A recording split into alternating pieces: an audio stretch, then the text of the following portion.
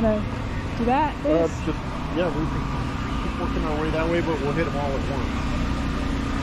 Nice outdoor kitchen on this. This one's slightly shorter. You want to take a look at him? He's only $19,900. 20, looks like a bunkhouse. Says 18.6.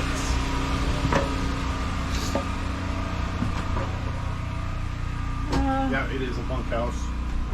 I like it better when the bunks are open like this because it doesn't feel as cramped. Nice big bathroom. Basic shower.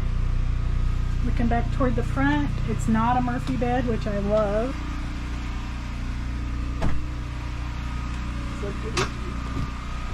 Movable TV mount there. I imagine you can pull it out wherever you need it. Good storage alongside the bed. I think that is probably an RV queen. Yeah, it's short.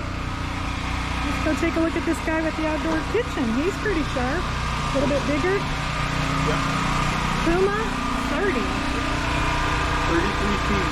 7,000 pounds. 26,999. Oh, that one had an outdoor kitchen. The little one. Look at that. Oh, he had an outdoor kitchen too.